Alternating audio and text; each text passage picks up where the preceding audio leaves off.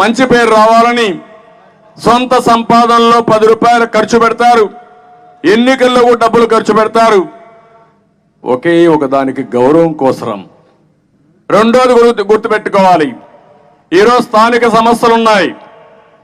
ఈరోజు ఇందులో మహిళలకు రిజర్వేషన్లు తీసుకొచ్చింది తెలుగుదేశం పార్టీ. మొట్టమొదటిసారిగా 8% స్థానిక సంస్థల్లో మహిళలకు రిజర్వేషన్లు పెట్టిన పార్టీ, పెట్టిన నాయకుడు నందమూరి తారక రామారావు గారు అని చెప్పి నేను మీకు తెలియజేస్తున్నా. ఈరోజు 50% వచ్చారు.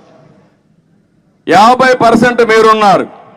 33% వెనుకబడిన వర్గాలకి రిజర్వేషన్లు పెట్టి ఆ తెలుగుదేశం పార్టీ అది 10% తగ్గించారు. అంటే ఎస్సీలు ఉన్నారు 15-16% ఉన్నారు, ఎస్టీలు ఉన్నారు 6-7% ఉన్నారు. అంటే మీరు గుర్తుపెట్టుకోవాల్సింది, రాజకీయంగా ఎదుగుదలకు ఒక మంచి ప్లాట్ఫామ్ స్థానిక సంస్థలు. ఇప్పుడు రాజేంద్ర ప్రసాద్ ఉన్నాడు, 95లో సర్పంచ్ అయ్యాడు, తర్వాత ఎమ్మెల్సీ అయ్యాడు, ఇప్పుడు పంచాయతీరాజ్ ఛాంబర్స్ లో పనిచేస్తున్నారంటే ఇలాంటి వాళ్ళు కొన్ని వందల మంది సర్పంచులుగా ఎంపికై కేంద్ర మంత్రులు అయ్యారు, లేకుంటే ముఖ్యమంత్రులు అయ్యారు. అది సర్పంచ్కు ఉండే బలం. ఇది ఒక రిక్రూట్మెంట్ కింద ఉంటుంది, ఎదుగుదల కోసం ఉపయోగపడుతుంది. అలాంటి ఎదుగుదలని ఎక్కడికక్కడ నరికేసిన వ్యక్తి, మీ పాపులారిటీ తగ్గించిన వ్యక్తి ఈ ముఖ్యమంత్రి జగన్మోహన్ రెడ్డి అని చెప్పి నేను మీకు తెలియజేస్తున్నా. అందుకే నేను ఎప్పుడు స్థానిక సంస్థలను గౌరవించాం, మీకు అధికారాలు ఇచ్చాం, నిధులు ఇచ్చాం, అన్ని కూడా చేశాం. ఈరోజు ఒకటే మీ అందరికీ చెప్తున్నా, మళ్ళీ ఈరోజు ఒక డిక్లరేషన్ తీసుకొస్తున్నాం. స్థానిక స్వపరిపాలన, ఆత్మగౌరవం, ఆత్మవిశ్వాసం అనే పేరుతో నేను ఈరోజు డిక్లరేషన్ ఇస్తున్నా. ఈ డిక్లరేషన్ రాబోయే రోజుల్లో తూచా తప్పకుండా అమలు చేసే బాధ్యత తెలుగుదేశం పార్టీ తీసుకుంటామని మీ అందరికీ హామీ ఇస్తున్నా.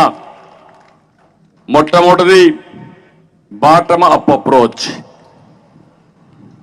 73, 74 భారత రాజ్యాంగ సవరణని అమలు పరిచి పంచాయతీరాజ్ వ్యవస్థని పటిష్టం చేసి క్షేత్రస్థాయిలోనే పాలన ప్రణాళిక ఏర్పాటు చేసుకునేలా మార్పు తీసుకొస్తాం. ప్రతి ఒక్క ఊరికి 5 సంవత్సరాల్లో మీరు ఏం చేయగలుగుతారో ఒక ప్రణాళిక తయారు చేసుకోవడం, దాన్ని అమలు చేయడం, ఆ సర్వ అధికారాలు మీకు ఇచ్చే బాధ్యత, దానికి కావలసిన నిధులు విధులు మీకు ఇచ్చే బాధ్యత తెలుగుదేశం పార్టీ తీసుకుంటామని మీ అందరికీ హామీ ఇస్తున్నా. క్షేత్రస్థాయిలోనే అధికారాలు విధులు ప్రణాళికలు తయారు చేయడం, మీ గ్రామం ఒక విజన్ డాక్యుమెంట్ తయారు చేసుకుని మీరు ఒక పద్ధతి ప్రకారం పనిచేసుకోవడానికి ఏమేమి అధికారాలు ఇవ్వాలనో ఆ అధికారాలు ఇస్తాం, ఎన్ని నిధులు కావాలనో నిధులు ఇస్తాం. అందుకే బడ్జెట్ లో చాలా స్పష్టంగా చెప్తున్నా, కేంద్రం నుంచి వచ్చే నిధులు పూర్తిగా 1 రూపాయి కట్ కాకుండా పూర్తిగా మీకు ఇచ్చే బాధ్యత తెలుగుదేశం తీసుకుంటాం. అది ఎన్ఆర్ఈజీఎస్ కావచ్చు, నరేగా కావచ్చు, లేకపోతే కేంద్రం నుంచి చాలా కార్యక్రమాల్లో 40% వాళ్ళు ఇస్తారు, 50% వాళ్ళు ఇస్తారు, ఓసారి 60% ఇస్తారు. దానికి మ్యాచింగ్ గ్రాంట్ మనం ఇస్తాం. ఈ 2 డబ్బులు కూడా తీసుకొచ్చి మళ్ళీ లబ్ధిదారుల ఎంపిక మీ ఆధ్వర్యంలో చేయించే బాధ్యత నేను తీసుకుంటానని మీ అందరికీ హామీ ఇస్తున్నా. అది ఒక ఎస్సీ కావచ్చు, ఒక ఎస్టీ కావచ్చు, ఒక బీసీ కావచ్చు, లేకుంటే రైతులకు కావచ్చు, ఎవరెవరికి ఏ సబ్సిడీలు ఇవ్వాలన్నా మీ ద్వారా ఇప్పించే బాధ్యత తీసుకుంటాం. రాష్ట్రంలో కూడా ఫైనాన్స్ కమిషన్ వేస్తాం. ఫైనాన్స్ కమిషన్ వేసి మీకు నిధులు ఇచ్చే బాధ్యత ఆ ఫైనాన్స్ కమిషన్ ద్వారా ఏర్పాటు చేస్తాం. కనీసం 5% రాష్ట్ర బడ్జెట్ లో పంచాయతీరాజ్కి వచ్చేట్టుగా చేసి దీన్ని 10% పెంచే బాధ్యత 5 ఏళ్లలో తెలుగుదేశం ప్రభుత్వం తీసుకుంటాం.